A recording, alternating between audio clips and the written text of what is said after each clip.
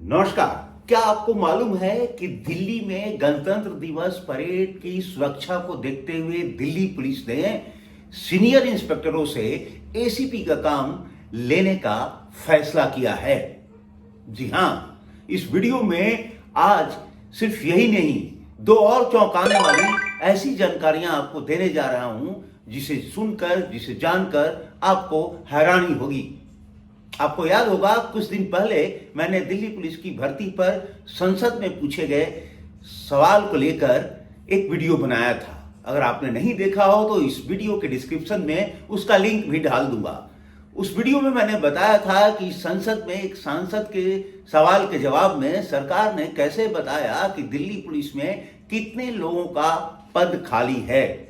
उसमें सर्वाधिक पद दिल्ली पुलिस में जो खाली थे वो एसीपी पद के थे, जिसके 346 पदों में से 125 पोस्ट खाली थे, यानी 33% से भी ज्यादा पोस्ट एसीपी के खाली थे। उस वीडियो के बनने के बाद भी, संसद में सवाल उठने के बाद भी कोई इंतजाम नहीं हुआ और आखिरकार गणतंत्र दिवस की सुरक्षा सामने आ गई और अब सीनियर इंस्पेक्टरों से एसीपी का काम लेना पड़ रहा है। गुरेज इससे नहीं है कि सीनियर इंस्पेक्टर एसीपी का काम कर रहे हैं, बल्कि सवाल तो यह है कि आखिर प्रमोशन की मुकाम पर, प्रमोशन की नोक पर बैठे लोगों को प्रमोट क्यों नहीं किया गया, या जो पद खाली हैं वो अभी तक आखिर उसके प्रस्ताव ऑडिट होने के बाद भी, एक स्वतंत्र एजेंसी से ऑडिट होने के बाद भी खाली क्यों पड़े हुए हैं और उसको भरने का प्रयास या कोशिश क्यों नहीं की जा रही है। अभी तो रिपब्लिक डे है, रिपब्लिक डे की सुरक्षा है और हो सकता है कि सीनियर इंस्पेक्टरों से काम चला लिया जाए, लेकिन क्या दिल्ली की सुरक्षा सिर्फ सीनियर इंस्पेक्टरों से एसीपी का काम लेने से संभाल ली जाएगी?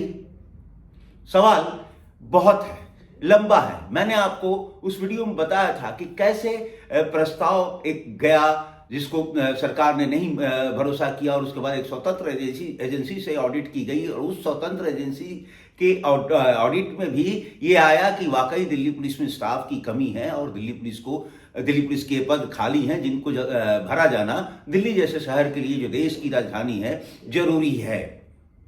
कितना सीरियस है इस पर प्रस्ताव बनाने वाले लोग या उसको अमल में लाने वाले लोग, ये इसी बात से समझ में आती है कि अब सीनियर इंस्पेक्टरों को एसीपी का काम दिया गया है।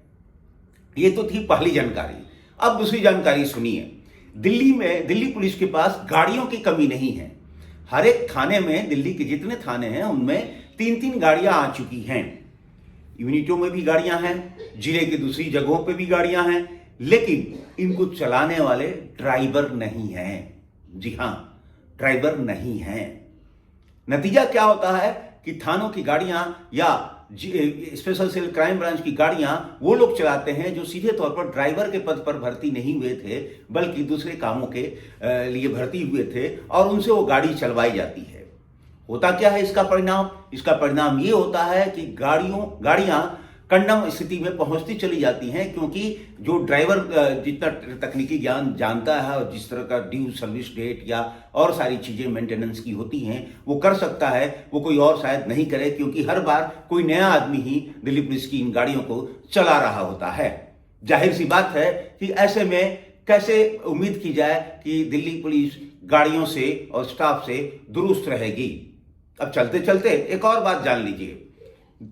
स्वच्छता अभियान में जोर शोर से भाग लेने वाली दिल्ली पुलिस के थानों, जिला यूनिटों, स्पेशल सेल या क्राइम ब्रांच के दफ्तरों में सफाई कर्मी नहीं होता, यानी सीधे सफाई कर्मी की भर्ती नहीं हुई है।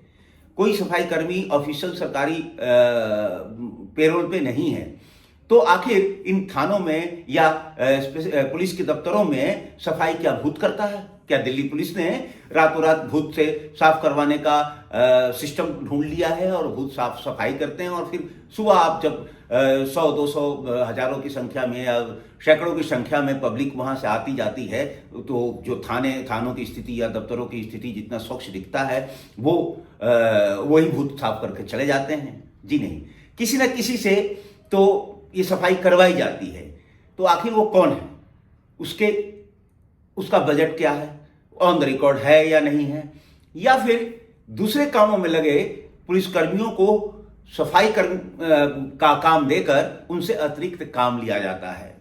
ऐसे ही सवाल बहुत सारे उठते हैं, इसीलिए दिल्ली पुलिस की व्यवस्था पर भी सवाल उठते हैं। जल्द ही अगले वीडियो में किसी और मुद्दे, पुलिस के किसी और मुद्दे के साथ आपसे मुलाकात होगी। तब तक के लिए इस चैनल को, इस वीडियो को सब्सक्राइब करना, शेयर करना मत भूलिएगा और बताइएगा जरूर आपको हमारा वीडियो कैसा लगता है और दिल्ली पुलिस में क्या जो मैंने जानकारी दी वो आपको उचित लगी और दिल्ली पुलिस के किन मुद्दों पर वीडियो बनना चाहिए।